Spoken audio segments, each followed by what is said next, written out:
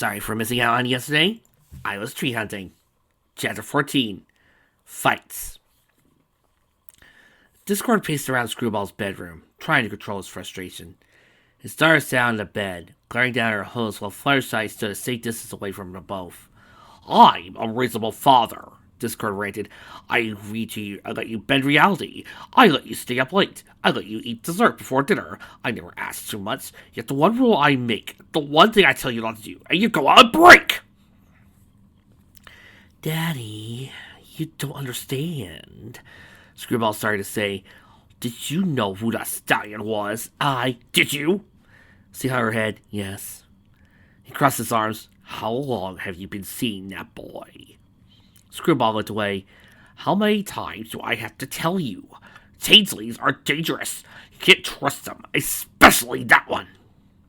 You don't even know him, his daughter spat. Yeah, well, like mother, like son. All Chainsleys are the same. Heartless, cold, hideous monsters. You don't want to talk. What? Ooh, you're in trouble.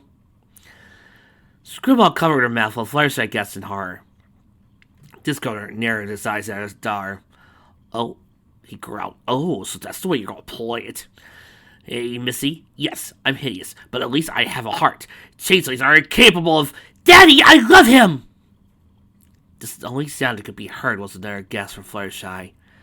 Discord's eyes grew to the size of frying pans. No, he uttered.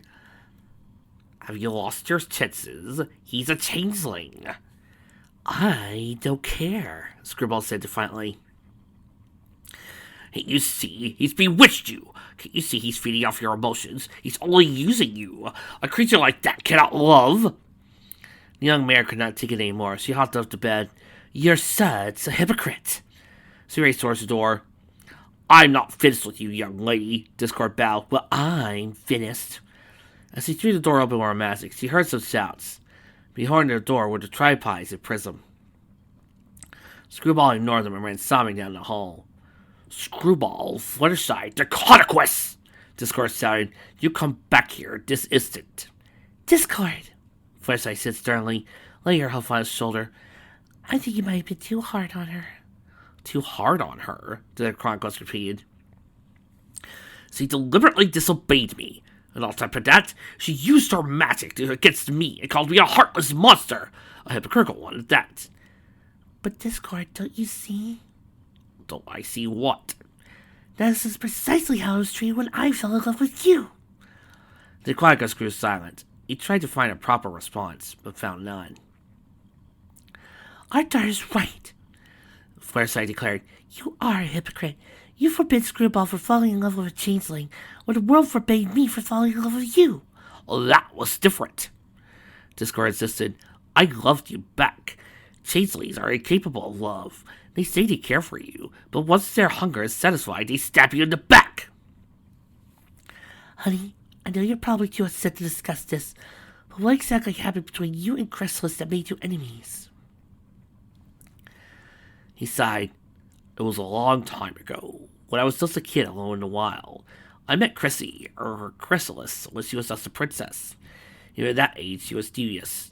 She did not seem to mind my appearance. Instead, she was my friend. I told her I was looking for a home. She told me of this land where creatures of all kinds are accepted. Equestria? Fluttershy guessed. You got it. Well, she was clearly wrong, but that's not what tipped me off. Years later, when I took over Equestria, newly crowned Chrysalis and her changelings took advantage of my disorder and fed off the ponies. He looked at us quite sincerely. She used me.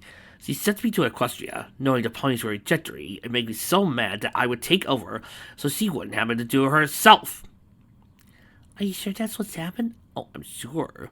She wasn't the least bit modest when she came to my lair to gloat about it. Although the real question becomes, since every pony was probably slowly going mad from what Discord was doing and all the weirdness, how are they even sure that that was real love that was being produced? He grounded class on the bed. I wish Screwball would just realize I don't want her to get hurt, and I certainly don't want her to face the same. Shh, Flashlight whispered, stroking his head. What happened with Chrysalis is all in the past now. Maybe her son is different. How could you possibly know that? Discord Huff. I don't. But 17 years ago, I met someone from every pony thought was a monster. I thought he was a monster too until I got to know him better. A year later, I married him, and have been happy ever since. But those changelings, they're evil. You were evil too, weren't you? Yes, but... You changed, didn't you? Yeah, I did, but... Well, what made you change? He looked up at her. After all these years, she was still the most beautiful thing he had ever seen. Of course, he had cast an eternal youth spell on her not long after the wedding, so she did not look any different. You... She smiled. Because you fell in love with me. He said it was more than that. You were my everything. My life wasn't complete without you in it. He reached out to caress her cheek. I would give up my power for you. Then does he think Prince Mothball would feel the same about Screwball? He sniffed. He sighed heavily. Well, maybe you're right, but you can't be too careful. I suppose I should go talk to her. Flashlight shook her head. Give her a moment to calm down. Screwball did not know where else to go. She instantly teleported to her sanctuary. Her first instinct was to sob into her hose. How could her father not understand? He was always supportive with everything else he did, even though she knew that he would never allow her to see Mothball. He never seen no matter how, until now. Now that he had figured out her secret, he was going to make sure she never left his sight again. It would be a matter of minutes before he found her. I thought I saw you here. Huh? Sooner than I thought. Go away, she sighed. Oh. Zzz. Screwball did a double take and realized it was not her dad's voice. She turned around to see Mothball. She quickly cast a spell to fix her hair and makeup. Sorry, she apologized. I thought you were my dad. What are you doing here? He took a step forward. I came to see if you were okay. Yeah, I'm fine. It's just Daddy and I got into a fight. Oh, I guess that's my fault. No, I was the one who told you to change it to yourself. I'm also the one who threw my dad into a tree. You know, I've never used magic on him before. We've always been so close and never fought. She sighed. I guess it was bound to happen at some point. She hung her head and was silent for a while. Mothball cautiously approached and sat down behind her. So, how things been? You know, there other than trouble with the parents. Screwball sniffed. Okay, I guess. She smiled a bit. I have a baby brother now. The changeling raised his eyebrow. A brother? Yeah, his name is Zany. He's the cutest baby you'll ever see. Does he, do the things you do? I mean, can he do magic? She nodded, though he has trouble controlling it. I can't wait until he's older. That way we can play with each other, and I can show him how my wicked curveball. How old is he now? 5 months. What about your friends? How are they doing? Dinky and Cinnamon Stick got together at the dance. So did Thunder and Apple Blossom, I think. She scurried closer to him.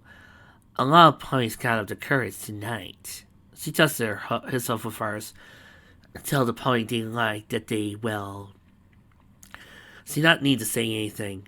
Mothball could feel her emotion. Things were all going according to plan.